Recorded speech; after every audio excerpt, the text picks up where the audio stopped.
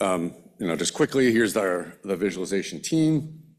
Myself, Silvio, and Victor are here today. Our postdoc gang is maybe here, maybe coming later, and Janet.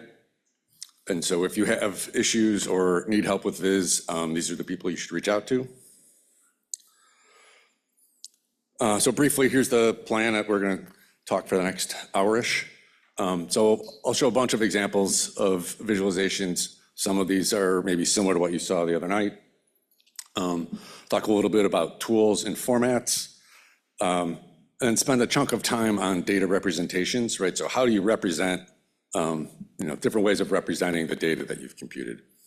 I'll briefly touch on visualization for debugging, and then I'm going to hand it over to Silvio and Victor to talk about in situ viz and analysis. So this may be a familiar slide, just looking at the evolution of our systems. We started back in 2004, and of course, Aurora is on the floor and on the verge of going production soon, we hope. But I thought it was also kind of interesting to take a look at, as these machines evolved, so did our visualization efforts and the science we were able to do on these resources. So this is just a glimpse of some of the work that we've done over the years with users of these systems. So take a closer look at a handful of these. So this are some examples of blood flow, looking at data from George Karnidakis at Brown University. And I think I'm just going to kind of skim through some of these and then go into the details a little bit in a minute. Evolution of some of the work that we've done, looking at energy, so moving from combustion in some of the earlier work we did with this team, and then into biofuels. This is some of the most recent work we've done. Of course, climate is a hot topic always, and so we've worked with a couple of different teams doing visualizations of their climate work. You saw some examples of this the other night, potentially, if you came to the Viz Lab. So these are a couple of different simulations that we worked on for stellar radiation, looking at evolving stars. And as we pointed out last time, in addition to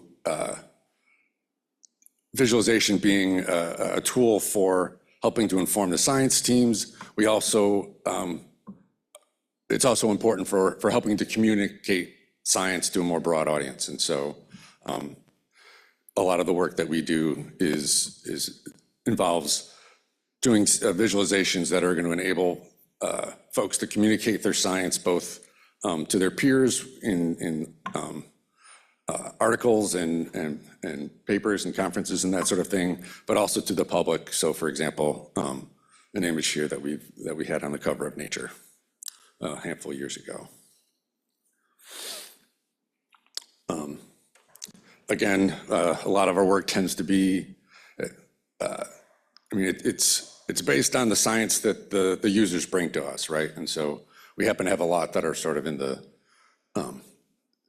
astrophysics, cosmology space. So here's another example of some of those. Again, cosmology, we've worked with the HACC team going back probably more than 10 years now that we've been working with them on various aspects of their visualization. Some of the most recent one down in there in the center was actually computed and rendered on Aurora. And so we are doing visualization on Aurora already. And so those tools will be available once you're up and running on Aurora. Another blood flow example, this is actually from Amanda Randall's team. They're an Aurora early science project. And so this is all data that, well, not all of it, but the last couple, the two images on the right were both rendered on Aurora. And it comes from code that's been scaled and is now running on Aurora.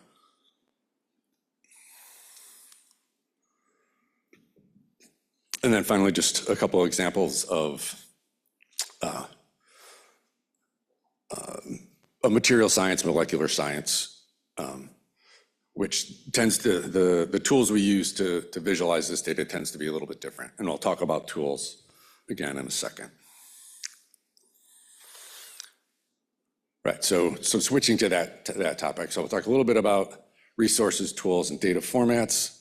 So by now you've heard a lot about the resources that are available. So Polaris and Sophia are our two. Polaris is our primary, obviously our primary compute resource at the moment, but also our viz resource. So majority of visualization right now is done on Polaris. Sophia has just recently come online. You might be familiar with it under the name Theta GPU. And so to learn more about these, take a look at the website. We have documentation on how to use the tools that are there for both of these resources. So tools. There's a number of visualization applications out there. Visit and Pairview are two of the primary tools that we use. And clearly this slide is a little bit out of date. Cooley's been out of commission for a couple of years. That should say Polaris. And so Visit and Pairview are open source tools, largely supported by DOE. And I'll talk a little bit more detail about those in a second. Insight is a commercial product that does some similar things. There are a number of tools that are more domain specific, like VMD and Oviedo are more used for molecular types of data. Vapor is a tool that's more geared towards environmental data sets. Then of course there's APIs for building your own types of tools. And then there's analysis environments like MATLAB and R and GNU Plot and such. So Visit and Pairview, as I mentioned, are sort of the two of the primary tools that we use. They're general purpose visualization applications. They have a GUI interfaced, right? And so, but they also have a client server model that enables you to support remote visualization, so you can run the server on the compute resources like Polaris. And that's where all the heavy lifting happens. And then you run a lightweight client on your laptop or desktop local resource and connect to that to do remote visualization. Both of these tools are scriptable and extendable. And so that and can be run in batch as well. So one of the primary use, our workflow is to work with it interactively, set up our pipelines, and then save that pipeline as a script that we can then run in batch to then generate animations and such. So you don't have to have the client connected to the server the whole time that you're running. They're both built on top of VTK largely, and which is the visualization toolkit, which is more of an API. And they both have in situ capabilities, which will be important moving forward, and Silvio and Victor will talk more about that in a bit. Again, VTK is more of a programming environment. As I mentioned, these other tools are largely built on top of them. They bring additional capabilities, finer control, but of course it requires more expertise. It's essentially a matter of you end up building custom applications or potentially plugins for these other tools. So just briefly, there's 1 million data formats out there. This is by no means an exhaustive list, but just to give you an example of some of the things that are out there that Pairview and Visit are capable of reading in. And as I mentioned, the tools are extendable, so it's easy to write a plugin. So if your favorite data format or file format doesn't already have a reader, you can write your own and create it as a plugin to enable you to read your data into these tools. So representations. So lots of ways of representing your data. So some examples, one of the simplest ones is just a cutting plane, which is what it sounds like. It's a slice or a plane that you cut through the data, and then you can apply, you assign colors based on values of some variable. You can do additional things like applying additional visualization methods. For example, you can create glyphs on some of those values. I'll talk about that in a second. Again, visit and pair view, really good at this, along with VTK. VMD has some similar capabilities depending on the data format. So volume rendering is also a popular representation where it's essentially you have a volume of data, right? Your data is on a grid, and you essentially cast rays through that data. Well, there's a number of different ways of doing it, but you cast rays through that data, take samples along the ray, and then you have a lookup table where you take you look up that value in a table and assign it a color and a transparency based on those values, right? So for example, if you take I guess I don't have a pointer.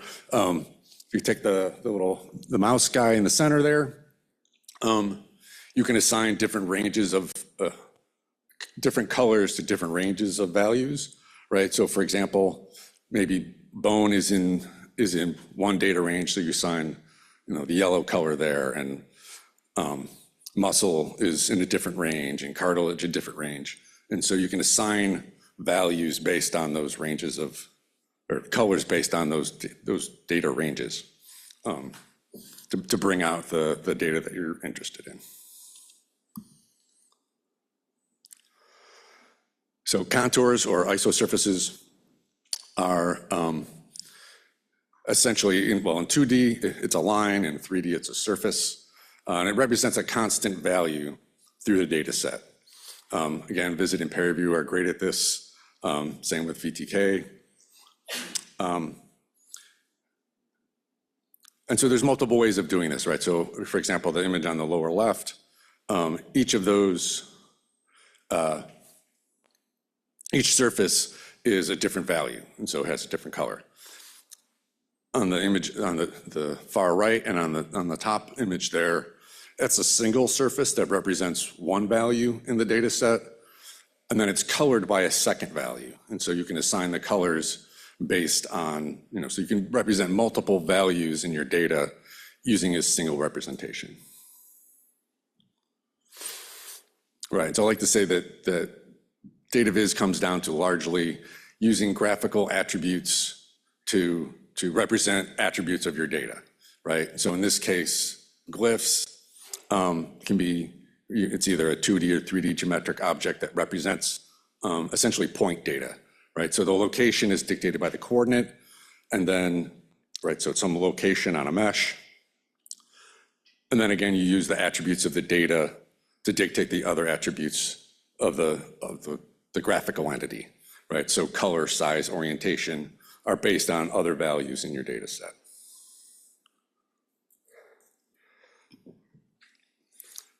So the next two are very similar, but there's a key difference.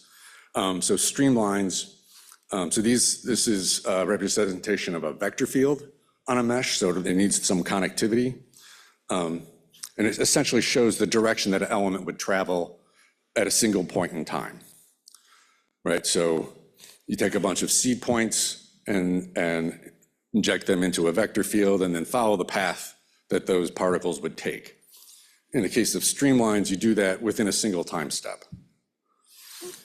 In the case of path lines, you do that over time, right? So you inject at one point in time, and then you look at where would this particle or this point move, and then go to the next step and say, okay, now it's here, where would it go to the next step, and follow that along.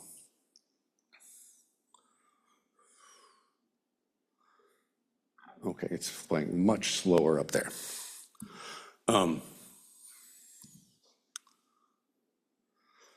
Then in terms of, there are also many domain-specific types of representations. So in particular, VMD is really good at things for molecular dynamic types of visualizations. And it supports lots of different file formats and animation. Again, these tools are all scriptable. Visit and Pair View has increasing amounts of capabilities for doing molecular types of visualizations. And those capabilities are increasing all the time. So I'll briefly talk about visualization for debugging, right? So often we think about, visualization as the end result, right? So the pretty picture at the end or communicating the data to a broader audience. But there's also cases where we can use visualization to learn about what's happening in our code, right? So this is an example I like to show where, well, I'll just show the example and you'll see what happens. So this is two propellers. These are marine propellers that are rotating in opposite directions. And there's a flow that's moving from right to left. And so in particular, keep your eye on the propeller on the right.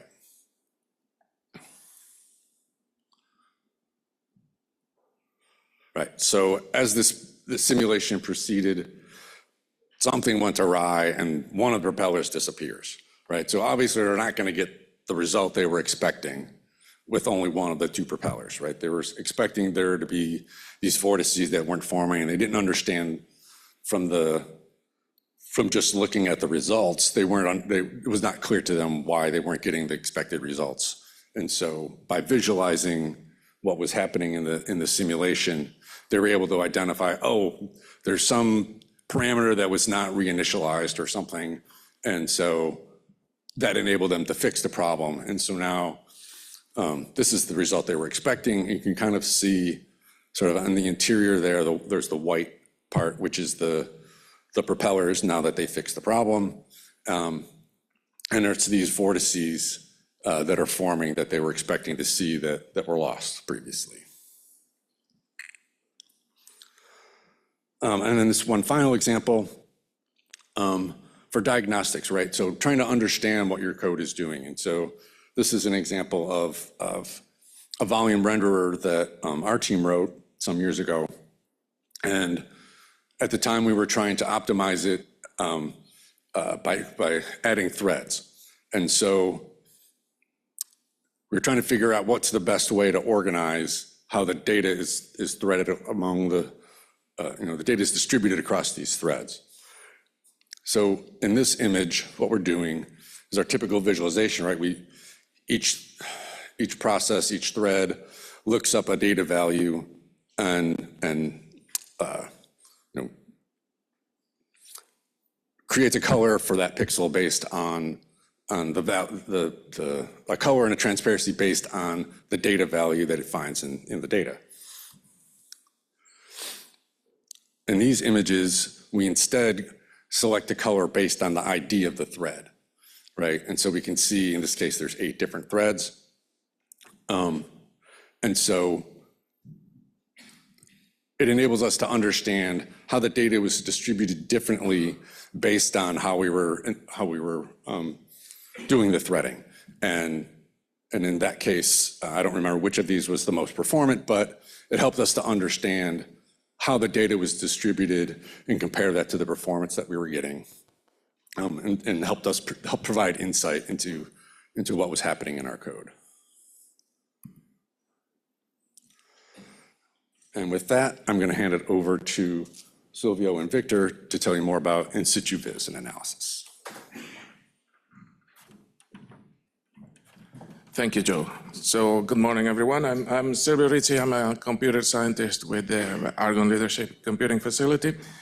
And I'm going to give you a brief overview of the frameworks and technologies and the conceptual ideas that we use in situ viz and analysis. And then Victor is going to show you some good examples of things and success stories that we've had here at the facility. And so this is an old slide. Our community has been using it for about 10 years now. And if you notice, it's from Titan, one of the first supercomputers with GPUs at Oak Ridge. So this is all.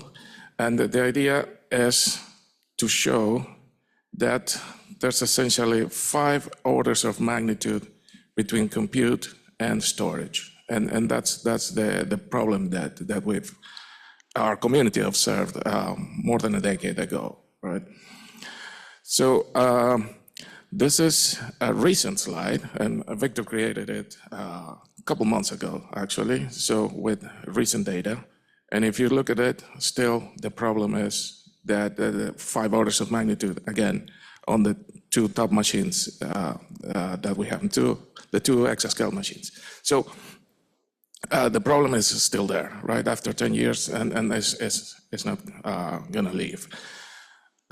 So the flops are increasing, but the storage is not catching up. The bandwidth or the speed of storage is not catching up, and storage is limited. So that's the problem, right? I/O is expensive. And with that, there's a major problem. So we may be losing science here. So we can compute, but if we're not going to analyze that data, we can't save all the data. And so it's impossible to analyze the entirety of the data. We just have to take snapshots at a given frequency, and that frequency may not be enough, or we may actually lose something happening in between snapshots. So that's a problem, right? So, and essentially that is that's a traditional way of doing things, and we call it post hoc visualization and analysis, where you save the data, put it on disk, and maybe months later analyze it and visualize it, right? But there's a clear problem with that, and we're trying to address that with in situ vis and analysis. So what are we doing essentially? What's the possibility to address that? Well, the idea is to perform the analysis and visualization while the data is still in memory. So you compute a time step and give control after the new time step is available, give control to the vis and analysis part of the code. So there are libraries for that, infrastructures for that, and multiple ways of doing this. Ideally, we aim at not taking more than 10% of the execution time, right? So if simulation, we want to give a 90% time of a given time step to simulation and 10% at most for the vis and analysis. Sometimes this is not the case, but that's the only way of actually doing it. And by the way, if there are any questions, please raise your hands and feel free to stop me, so we make it interactive. Here are some examples, actually trying to follow the chronology that Joe showed earlier for other visualization examples, right? So this started actually in 2014 here at the facility, running the FASTA code with what became known as Catalyst from Kidware. And so Catalyst is one of the in-situ technologies that we're going to show. And that we will support, that we will keep supporting here at the facility. And so it started 10 years ago, essentially. And then there are some cool examples there of other different codes that we have instrumented for in situ vis and analysis from different disciplines, right? So NEC 5000, you can see Pelabos coupled with lamps in the blood flow simulation, NEC RS, with Ascent, and Victor will talk more about that, and the blood flow simulations running on Aurora that Joe talked about from the Duke University team from Amanda Randalls. So this table is just an overview of the technologies that we support here, and that if you're a user here and are interested in using in situ vis and analysis, we'll recommend we're going to recommend one of these options, right? So Ascent, a lightweight, very lightweight infrastructure. And a lightweight is important here, and especially because science teams don't want heavy things linked to their codes, right? And you will agree with me if you have your own codes. Or you don't have big libraries that may break your code when you're running a big simulation that is crucial. And so lightweight is crucial. It's super important here. And that's the goal of Ascent. Ascent was developed mostly under the Exascale Computing Project, ECP, that you may be familiar with or you may have heard of. Peer-review Catalyst is the second important technology here, and as I showed, it's one of the ones that started everything in situ visit analysis. Cinema is another interesting concept here, and I have a slide for this, but essentially it's about saving image databases, not the full data. Saving a database of images that you can explore interactively later and can let you analyze the data and using a much smaller portion of storage, right? Because you're saving images and not the entire data set. And SmartSim, it's another technology from HPE that we support at the facility, mostly based on Python and Redis, and I'll have a slide for that as well. So I mentioned the Exascale Computing Project, and some of these technologies have been developed under the umbrella of ECP. And I'm showing here in this diagram how they interconnect, right? So you can see Ascent there as one of the blocks, and Peer-review Catalyst. Visit and LiveSim is another important one, but we prefer to support Ascent since they come from the same developers, right? Ascent is better supported, and so that's the one we give priority here at the facility. There's also VTKM on the underlying layer there, and I have a slide for this. And Cinema, you can see it there as a way of analyzing the data. So one quick slide about Ascent, and basically showing that instrumenting the code shouldn't be a difficult thing. These are the basic calls that you have there, essentially instancing an object called Ascent, calling open when you start the code. Every time there's new data, you call publish with a pointer to the data, and then execute all the actions. So you provide a YAML file with the actions that you want to execute for the specific data set. And when the code finishes prior to calling API close or API finalize, you just do Ascent close. So in theory, it's very simple to instrument codes. And there's different ways of doing this, but in most cases, what we want is zero copy mechanisms, right? And Ascent provides that, meaning that you don't duplicate the data that you pass to the analysis, right? You pass pointers to the data that the simulation is using. So this happens on the same node, right? A slide about VTKM. This is a technology to actually try to leverage the internode parallelism, especially when accelerators started to become important and when supercomputers started adding GPUs.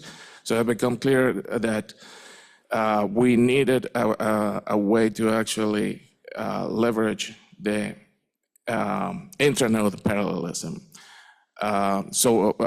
Essentially, VTKM implements visualization algorithms, the most common visualization algorithms in parallel, and that's what you see at the top of this slide.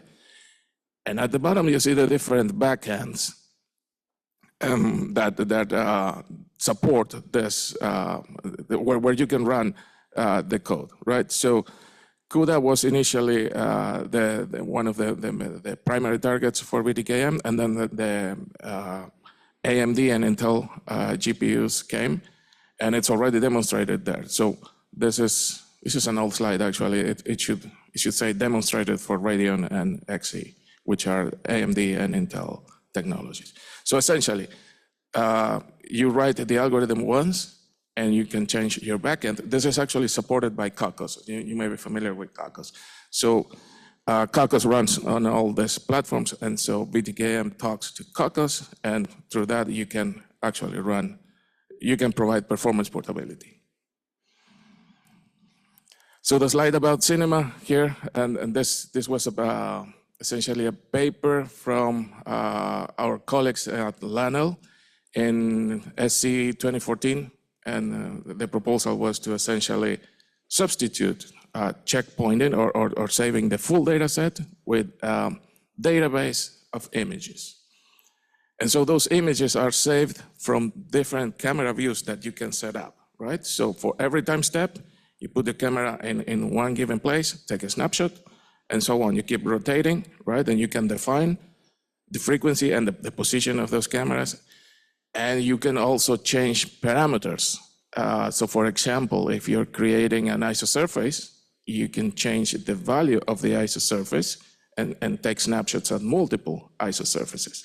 So that will create, for every time step, a database of images.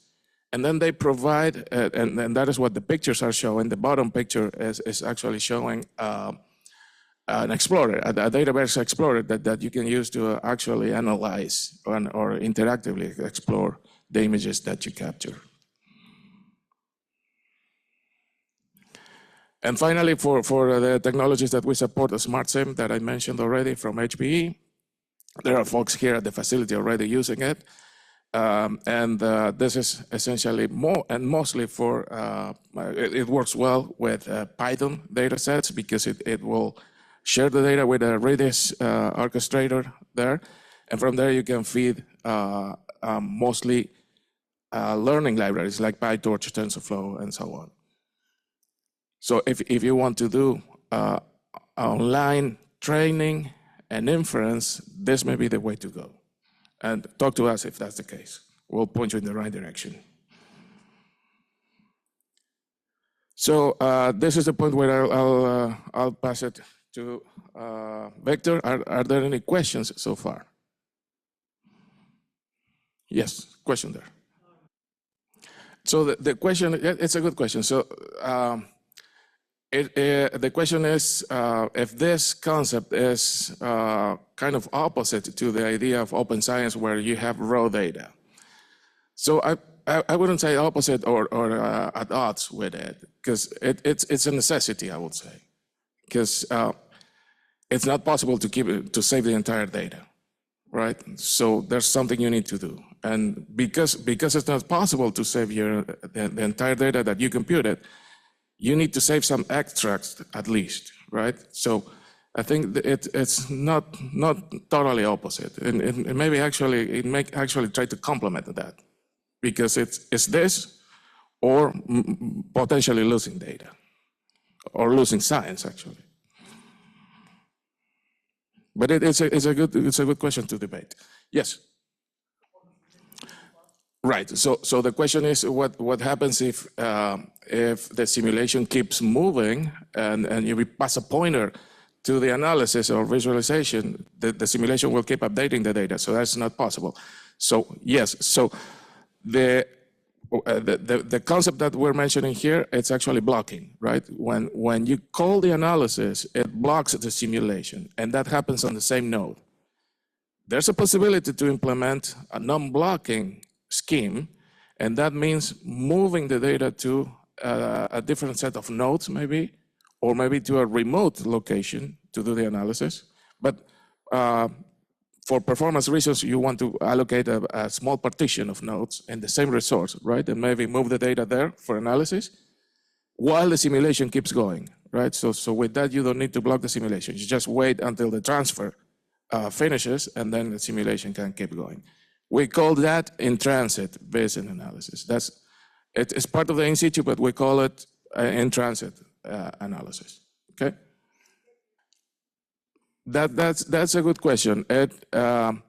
You're moving the data through the network, right? And maybe you do some small, for for practical purposes and for performance, maybe you still do some extracts. You get some extracts from the data, and that's what you move to the other nodes for vision analysis, right? So I'll pass it on to Victor, and we'll take more questions later. Hello, I'm Victor Mateevitsi. I'm an assistant computer scientist at ALCF, and today I'm going to talk about bridging gaps in simulation analysis through a general-purpose bidirectional steering interface. This is a project that one of our students, Andres Sewell, worked on. Silvio talked a little bit about Ascent, and what we did is that we took Ascent and okay. Let me back up. Okay, we talked about Ascent. We talked about how you can do in situ analysis. We talked about how you can use VTKM.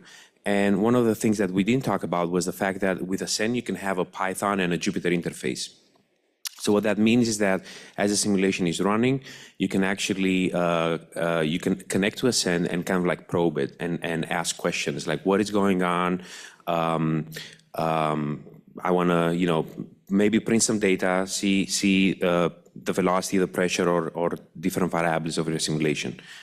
And however, the drawback to that is the fact that you cannot change anything. So you're kind of like, you connect and you observe what's going on. And what we wanted to do is we wanted to add bidirectional steering. So that means that not only can I connect, but now I can actually steer the simulation. So maybe steering might mean I change the velocity, I change the pressure, I change something from the simulation. It might also mean I change the camera, or maybe I change the analysis. So instead of doing streamlines, maybe I do some data reduction. So that was kind of like the big goal that we wanted to accomplish. And now some libraries like Sensei and Catalyst, they do have some steering capability, but it was very limited. It did not allow you to send back modified data. And when I say by modified data, what I mean is that let's say you're working on a simulation of a blood flow, and there are some, and you put obstacles in the data. So you have your initial simulation, and then there are some obstacles, and maybe even you want to take the veins and you want to compress them. So that would mean that you take the original data, you modify it, and then you send it back. So that's something you can do with the steering functionality provided by these other in situ libraries. Furthermore, it's not really straightforward to do that. Even if you, let's say you want to change the value of velocity, you have to do changes in the GUI of the specific libraries. So for instance, if you're using Paravion Catalyst, yes, it supports bidirectional, but how would you, in Paravion, how would you provide the new velocity value? Now you need to create your own GUI from scratch. You have to implement, probably like a mouse event when you click, and then you need like a GUI where you say what's going to happen. So we had this idea, and step number one was talking with scientists to figure out if this is something that they actually want to know. So we talked with different domains, and we got some insights. And the insights were that, yes, they would like to have steering.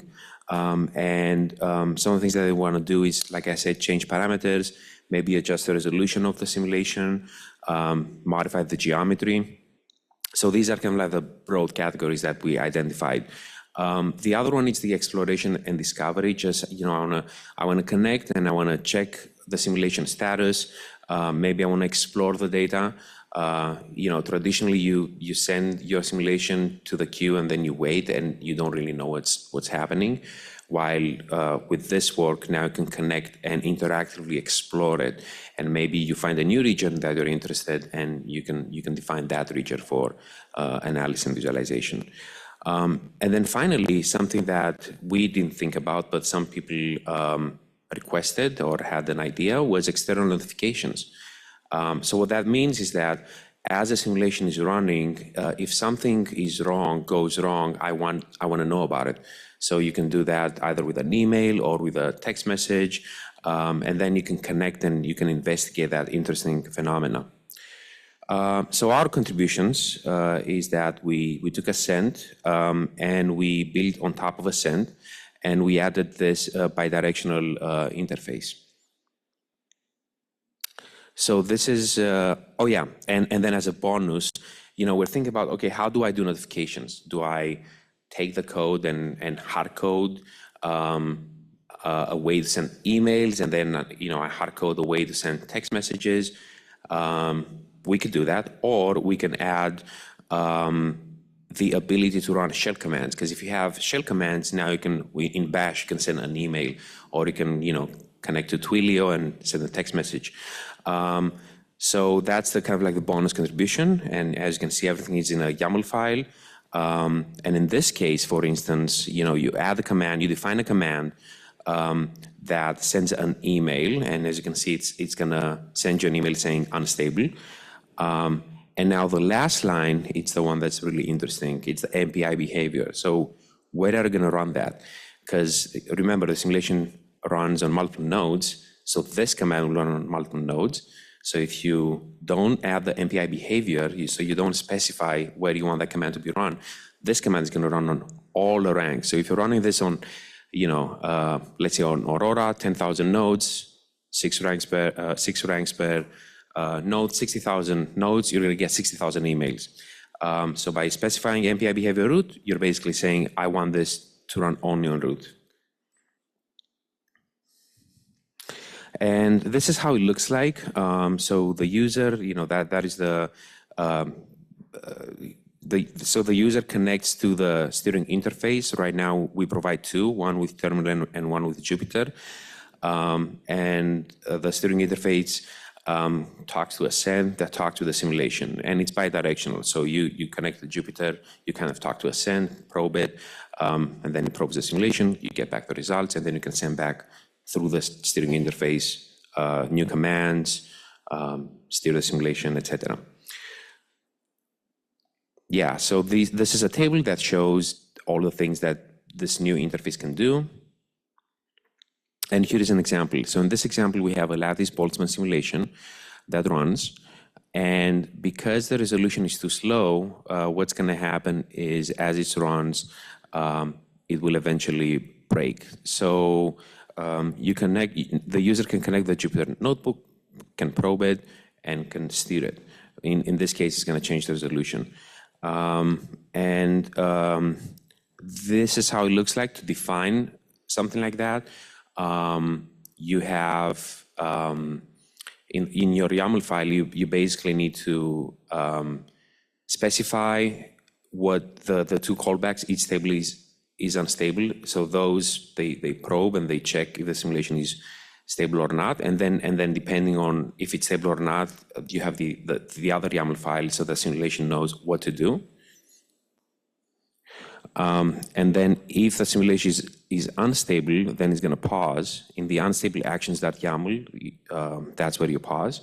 And then you notify the user. So you get the email. And then this is how you connect. Now you can open your Jupyter, you can connect.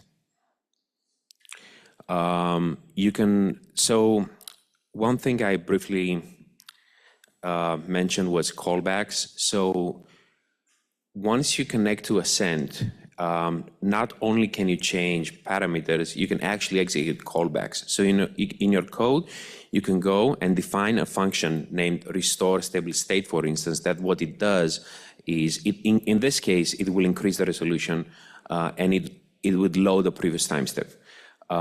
So you could define your callbacks and then call them from Jupyter. So we restore stable state, so we go back in time, then we change, we increase the resolution, in this case it's through the time steps, and then we resume. So that was the previous simulation was kind of like our test simulation. It was not real data, we wrote that so we can test the tool. And then what we did is we went out and we looked for scientists and we looked for a real use case so we can demonstrate that the new interface actually works. And this is a real use case. This work will be published at Supercomputing at ISAF. And this scientist, they were looking at wind across a city, and they wanted to see how trees affect the wind spread across the city. And this is real data. It's through a LiDAR. So there are billions of points, and you have a NEC-RS, it's actually like NEC-IBM, a NEC-IBM simulation going through the trees and through the city. But the problem is because there are billions of points and you want, hundreds or probably even thousands of trees in a city, it's just too much compute. So the question was, if we started using the points, how many points can we reduce without affecting the result of the simulation? So traditionally, if you want to do that, what you do is you run the simulation. In this case, it takes about 20 to half an hour to load, and then maybe you run it for a few time steps, and then you examine the result, visually, and then you modify the LiDAR resolution, so you reduce more data, and then you run it again. So now again, it's like half an hour. So this was an ideal scenario where in situ bidirectional will allow you to, instead of running the simulation again and again and again, you run it once, you connect, you get the result, and then you reduce the resolution, and then you restart the simulation from scratch without having to reload the data and having to go through the half an hour. So if we do, quick math, 20 times, let's say you got to do that 20 times, half an hour each time, that's 600 compute minutes. If you do it our way with in situ bidirectional, you load the case once, that's half an hour. And then let's say it takes about 2 minutes to render the image, look at the data, and then reduce it. And you do that 20 times, that's 40 minutes. So 70 minutes compared to 600 minutes. That's your time savings. And that's compute time you're basically saving. Before I go in the slide, our next thing that we're working on is we want to make this a little bit more interactive, where instead of connecting to the terminal or to the Jupyter interface, you actually have a UI, and it streams from the simulation to your web browser. So you don't even have to install anything. You only have to open a web browser.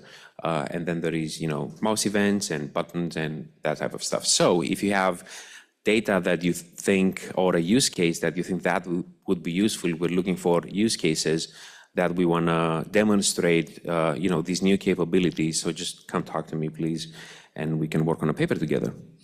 Okay, so some other things we're working on is we talked about GPU to GPU, and Silvio talked about zero copy. We're now doing some large-scale ascent runs, and there is a paper that we already submitted. You can see at the bottom a few renderings that out of that research project. This used about half of Polaris, and this is again a NEC-RS simulation. This is the Bedard convection, I think.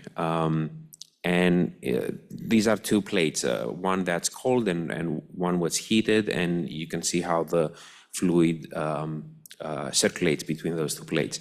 And the bottom ones, so the top one is actually with catalyst, and the bottom ones are with, both are with ascent, top catalyst, the bottom one VTKM, and those are close-ups of the two plates. And you can see how, as we increase the resolution from left to right, you can immediately see how the vortices and everything else, you can see them more clearly. And these are, I think it's 2 images, 4K each. And that's it.